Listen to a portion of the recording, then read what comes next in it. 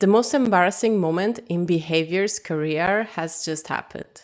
And it happened live and is still available for further consultation on their Twitch channel.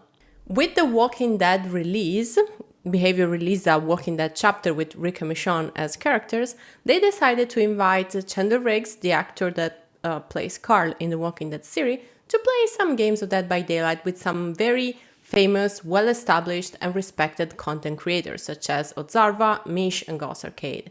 And this information, the fact that these are very well-respected content creators is gonna come very handy very soon. I think they decided to invite this actor in particular because he has been playing Dead by Daylight, I think, since the very beginning, since when the game was launched, on and off, of course. I guess his life is very busy. And because he cannot appear as a character in Dead by Daylight, being his character in the Walking Dead Underage. Now, what should have happened was that the actor would come into BHVR Studios, play some games with the content creators, entertain the viewers, comment on the chapter, and GG's. What happened instead was that the lobbies, these were private games of course, the lobbies that they were trying to play into got all DDoSed. Now, this is not a new thing that the hackers came up with just to disrupt this stream in particular. This is a very, very, very well-known exploit that can be done by entering a private lobby, understanding the server that it's gonna play on, and DDoSing the server. This doesn't happen to me, for example, because you don't do that to some YouTube content creator that people just don't know much about. You do that to people that you can get a reaction from. So mostly Twitch streamers. And I mean, if you're streaming this on Twitch as BHVR, well, yeah, they're gonna try to do that. It's not hard to understand that this is gonna happen. This happens every time something big happens in the DBD streams. Maybe Odzarva doing a streak, maybe someone organizing a tournament or an event even for charity. And the fix for this is filling every slot in the private lobby. This is also very well known. But BHVR refused to do that. This was doable by just putting random people there. Like literally get, I don't know, like 3 people that work at BHVR to fill the spectator slots. We're good. We can play.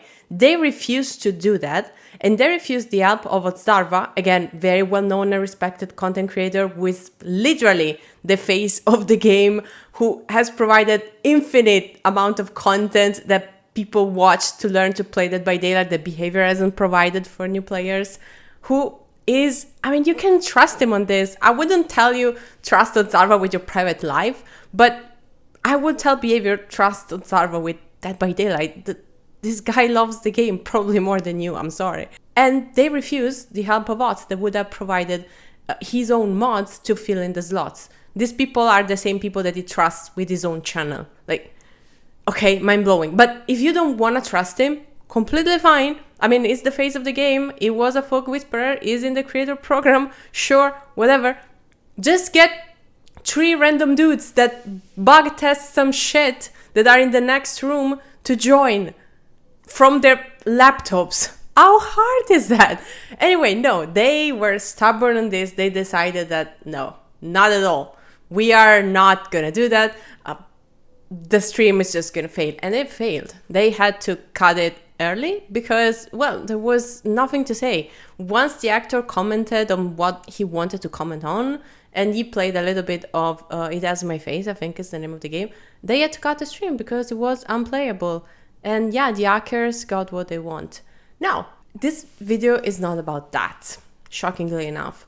It's about how ignoring the community's help and feedback and needs has piled up on top of each other until we reach this, immense peak where your most important stream for one of your most important releases completely fails because you refuse help, you refuse feedback, you simply don't want to acknowledge the bugs and the exploit and the hackers that are in the game, and that of course comes back to bite you in the ass. That's not surprising at all. I have been away for the past 2 weeks and I've never been happier about the timing of my holidays, because with the Walking Dead release, the game was in a miserable state as both killer and survivor. And what really makes me angry is that almost everything that was causing issues was something that we had reported on for years. First thing, chases were bugged. Chases wouldn't start. They would barely start when the killer hit a survivor, and then they would end, even if you were like looking at the survivor right on their back. That has been a bug that has been plaguing Legion since the patch where Sadako was reworked so that her demanifesting would not allow her to get stunned by pallets. Since then, this has happened pretty consistently in my Legion games, like 1 every 5 to 7 Legion games. This has been reported top left and corner by everyone, because it also happened on other killers, even if a little bit less, I think. And yet behavior didn't fix it. They didn't fix it. This is not a critique to the programmers, like to the people that literally sit their ass on a chair and try to fix that. This is a critique to the people that tell them, well, that is not a priority. That is a game-breaking bug. Not starting chase is a game-breaking bug. And we saw it in all of its glory because it was so prevalent with the Walking Dead release that you could literally kill people as pig by just putting a trap on them. It will get active and you just follow them. What are they gonna do? Chase doesn't start, so the bear trap timer doesn't stop. So yeah, of course, there are easier issues to spot with this. Windows not blocking, bloodlust not activating. Sure, great. Why did this happen? Because you didn't prioritize the right things. There was more, of course, audio bugs. Now, if you play Spirit at all, you know that half of our gameplay is knowing which audio bugs are in this patch. Which is one of the reasons why I stopped playing Spirit, because, well, I cannot relearn everything about a killer, because relearning the audio is literally relearning everything about a killer if that killer is based on audio every time a new patch is issued. There were a million audio issues.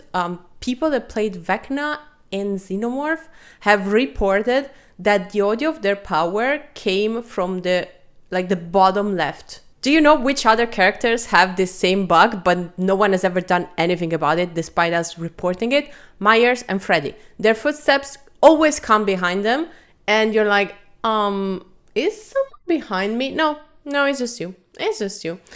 I have been unsettled by this a billion times. The voices of the characters for The Walking Dead, I think just Daryl and Michonne would play for the entire map. Like, their hook screams will play in the entire map, like widespread, like artist crows, right? In a weird way, for random reasons at random times, which is extremely unsettling. There is a literal poll, like a literal visual asset in the loading screen. It has been renamed Jim the Beam. It's just there. It's just there. Like, someone put it there and no one booted up the game once to be like, oh, there's a beam here. Let's just remove it. No, it's there. They didn't launch a single game of Dead by Daylight. Why? Well, why? The reason is that they have been rushed, of course. This happens when you rush a team to release something very, very fast, faster than their capacity. And it's an extremely stupid thing to do. But I think the worst offender here was Streetwise. So multiple perks were bugged during the release of The Walking Dead. And the worst offender of those was Streetwise. So Streetwise was changed so that whenever you picked up an item from a chest, you will get 80% more charges in that item. And there was this exploit where you could continuously drop and re-pick an item from a chest and basically give it infinite charges, because it will be every time 80% more charges of the total, not of the initial value, right? People reported this because this is literally game breaking. Completing a gen with a toolbox requires roughly half the time than completing a gen just, by sitting on it without any aid. So this is game breaking. It halves the time that a trial can be completed in. And it was reported, of course, everywhere. The response that Behavior gave to people reporting about this game breaking bug was mind-blowing. And not just because of the content of this answer, but because of how it was phrased. Like, about this specifically, the fault is literally of the person that answered, because you could have said the exact same thing with a different phrasing. It's mind-blowing that the person that answered was a community manager. Like, if a dev had answered, I would be like, well, why did this guy answer? Of course, they didn't have the communication skills required to answer the community. But this guy was a community manager. And their answer was, Streetwise does not meet kill switch criteria. There are much worse bugs right now that no one is asking me about that affect things a lot worse. We are keeping an eye on it. Which literally means, just deal with it, nerd. And what? Like, my man or woman, I don't know your gender, but are you okay? Are you on drugs? Be honest. And it's also wild that someone told the community manager that, well, you need to answer that Streetwise does not meet the kill switch criteria. Of course, game-breaking bugs get kill switch. Game-breaking bugs such as a map not loading properly, a certain character making the lobbies crash. Sure. But we have kill switch things that were way less impactful than this. I wasn't there for the entire history of Dead by Daylight, but very recently Nemesis got kill switch because it could stack play with your food and never lose a token, because none of his attacks counted as attacks. Which, sure, is annoying, but if we follow this criteria, it's not game breaking. You could just play the game, you finish the game, whatever. That's still not pleasant, not nice to go against, but why kill switching one and not the other? The most ironic thing about all of this is that we should be in the middle of a health patch addressed to make our experience as player better, to make the beginner players experience better, to make the game more accessible for them. And all that happened about that was we got some quests that tell you to equip perks and play McThomas, basically, and the colors of the add-ons changed. Like, really, behavior?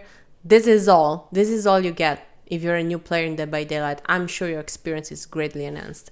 And for us long-term players, we should have got bug fixes and fixes to camping and tunneling and whatever. But behavior, you know what? I, as a person that has only been playing Survivor for the past 2 months, because killer queues were 10 minutes in the dead of night, I don't give a flying frog if I get tunneled every single game. What I do care about is that the game is playable, is that I can select a character, whatever character, killer, survivor, and be comfortable about the fact that I can play a game without any issue happening, without any bug making my experience terrible, without things randomly screaming in my ears, without my killer instinct just not appearing because you have to implement things for 2v8 and apparently separating the two modes is impossible. That is what I care about. I don't care about picking myself up if the killer slugs me. It doesn't matter. That's the cherry on top. Of course, if we can get there, if we can have a better player experience when we're tunneling, camping, and extreme toolboxes and syringes are tuned down or are completely removed from the game, sure. Look, you know what? I would love that. But I don't want that in a game where I pick a killer that I enjoy and I cannot vault a certain window if I am at 120 FPS. I don't want a game where I just log into, I don't know, play something as Survivor and the pick can just kill me because chase does not activate. And if you try to argue that the point is that camping and tunneling and slugging are particularly bad for new players, yeah, come tell me that when your tutorial actually teaches players something. Then we can discuss. But before that, fix your game. Fix your game. On the most basic level, fix your game. I don't care how spaghetti the code was back in 2016. We are in 2025. I have started working in 2016. And if I was working in 2025 the same way, giving the same output that I gave when I started back, I would be fired.